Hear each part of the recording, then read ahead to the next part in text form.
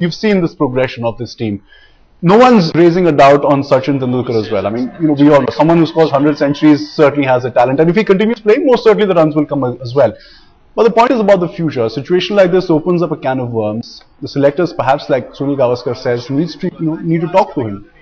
Yeah, exactly. If you look at India getting lost, India losing to England about last year 4-0, then again to Australia, we didn't see any kind of changes in the team setup. And now again, the only question mark before the test match was about the form of Gautam Gambhir, right? He's got runs in this particular test match. So what do we go from here? We can't drop Harbhajan because he's just been not given enough overs to make his case for himself. You can't drop Ashwin, you can't drop Oja, you can't drop Zahir because he doesn't have that much overs under his belt. You can't drop Pujara, you can't drop Virat, you can't drop Sehwag. You can't. The only question now is Sachin Tendulkar, right? But like he said, you can't really take a question on him. The selectors need to take a call. But the point is, the selectors have never been bold enough to take a call on him. They always left it to himself. Sachin did indicate some time back that he would probably take a call on his future very soon. But my only worry is in Indian cricket, there are not many cricketers who have gone on their own terms. Sunil Gavaskar for one, Rahul Dravid.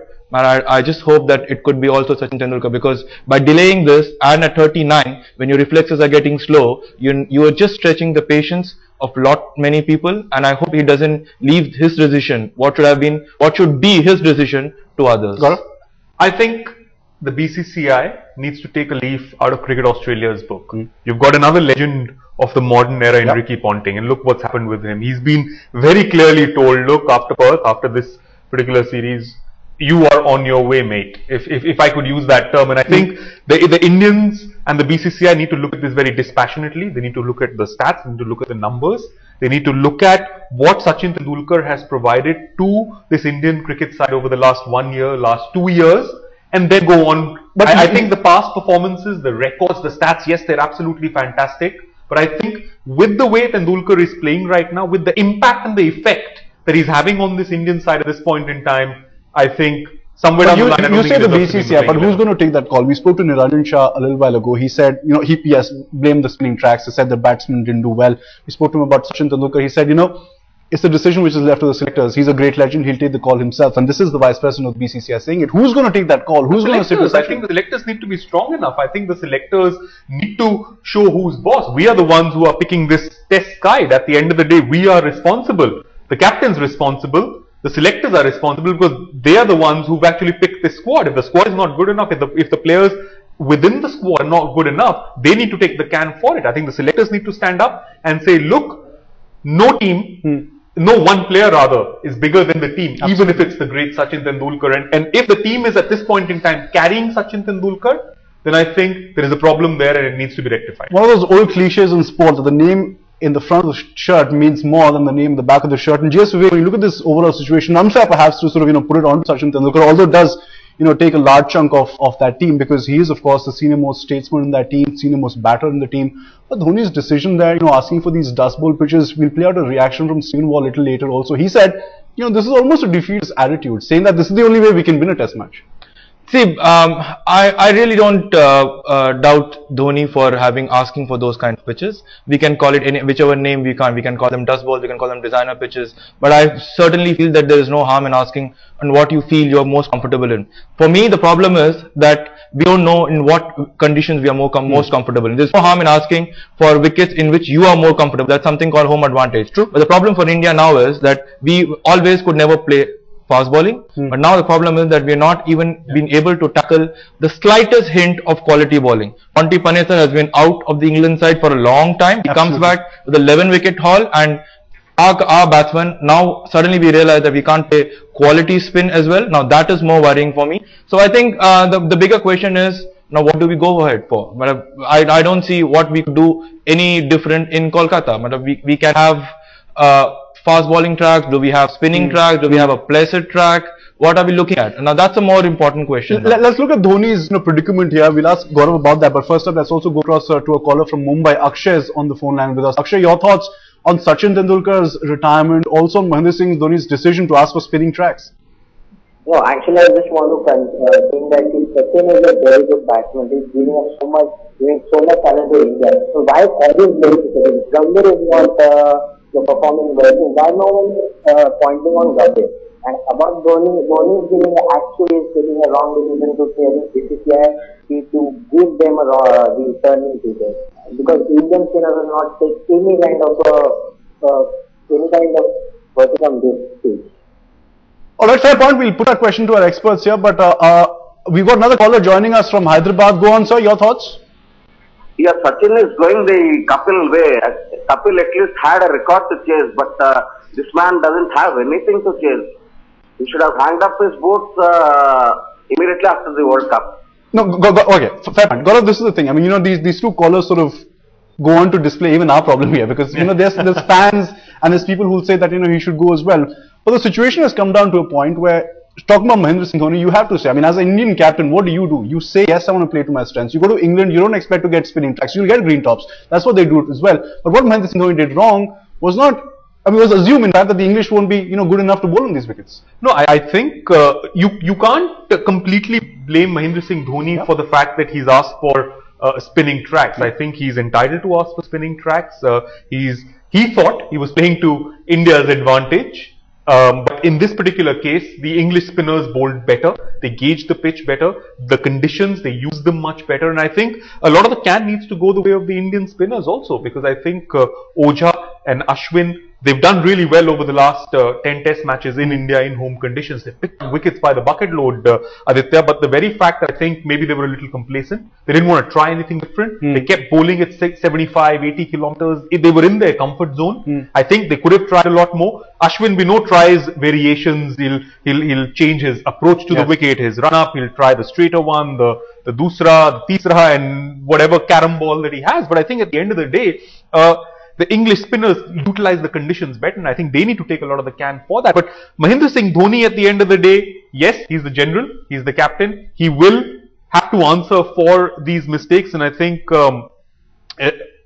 somewhere down the line, he needs to be spoken to as well, because I think the sense that a lot of us got from listening to his press conferences and from reading some of his quotes was that revenge was a motivating factor. Let us get these Englishmen back on these Indian pitches, and I think that's really backfired, because the English, before coming here, knew that they're going to get dust bowls and turning tracks, and I think they prepared, and I think maybe their preparation tad bit better. And this is, a very important point that Gaurav is raising. He talked about, captains leading from the front. Look at what Alistair Cook is doing. We've been so much made about Harbhajan Singh coming back to this test team. So was Monty Panesar. Monty Panesar not even the number one spinner in that English outfit anymore. And look at the performance he's come up with. Joe from Mysore now joins us, a viewer with us. Go on, your thoughts on this situation. Good afternoon. I've been watching Sachin Tendulkar bat. Can you hear me? Yeah, go on. Yeah, I'm watching him bat, and I feel that maybe his visor, which is causing him this trouble. When he's getting bowled more often, getting LBW more often. Maybe it's his visor. I think he should go. You're talking about specific issues here. Of course, we've seen him change his guard as well, coming into the second innings, trying to play the spinners, trying to negate the spin. There are various things that Sachin has been trying. So the effort is there. No one's denying that. We spoke to Sharda Ugra also a little while ago, and she too made the point about how the onus lies with the selectors, with someone who need to speak to Sachin Tendulkar, who she says is a very reasonable man. Make it quite clear. Take a step back and look at this current situation. Retiring is something, it's a personal decision that he has to do, but what his role is in the team, I think this should have been talked to him. He is a reasonable person.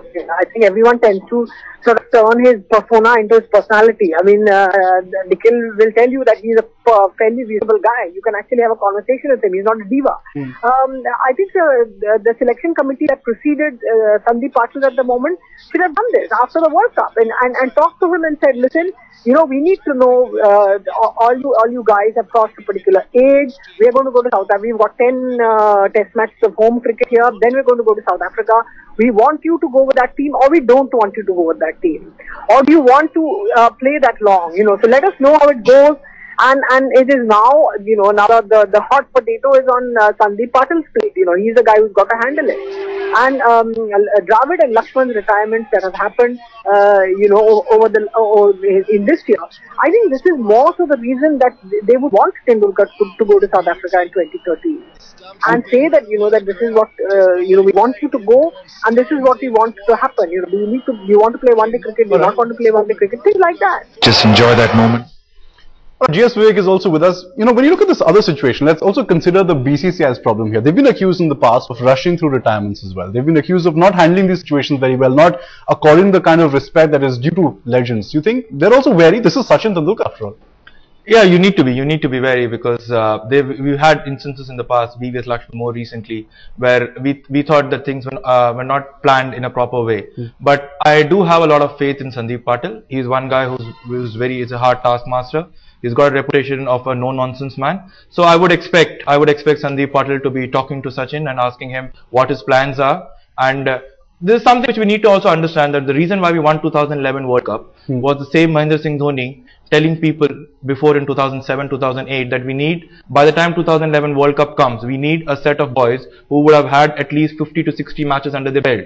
Now, if the same logic has to be applied, by the time we go to South Africa, which is supposed to be our first test of character in playing in alien conditions, we need to have guys like Pujara, we need to have guys like Virat, or probably say a Manoj Tiwari or Ridhiman Saha to be playing at least, or Ajinkya Rahane for that matter. We need these guys to be playing at least 6 to 7 test matches, means 10 to 12 innings, so that they can be very consistent. They know their place in the team is secured. They can feel relaxed. They can feel comfortable, so that when we go to South Africa, we are equally as competent as the South African side. So that's the question we need to matter. And I guess BCCI would probably leave it to the selectors. And I would expect Sandeep Patil to be coming up with a really hard situation from here on. Well, like any sport, it's a confidence game, and those youngsters also need to be bled in. Let's leave the last word to a caller joining us from Mumbai, Amit, with us. Amit, your thoughts on what needs to be done to fix this problem for Team India? Yeah, it has to be a new team. You know, this team has achieved everything, the World Cup and everything. They don't have any new goals. As far as Sachin is concerned, yes, he's the greatest legend. But the question is, how long one can live on the past achievements, you know? Well, how long can Sachin carry on with these achievements? Sunil from Belgaum also joining us. Sunil, what are your thoughts? Do you think Sachin should go? Hello, good afternoon. No. He is another 1 year or 2 years definitely play. Unfortunately, he bored out. He is little bit confused. Go either forward or backward. He also defensive. Sometimes he is also aggressive. He is a little bit confused. That one. That is his footwork will be a little bit confusing. Alright, so this is the problem. This is the predicament that everyone faces with Sachin Tendulkar, whether or not to let him go. Of course, as fans, all of us want more centuries from the man's bat.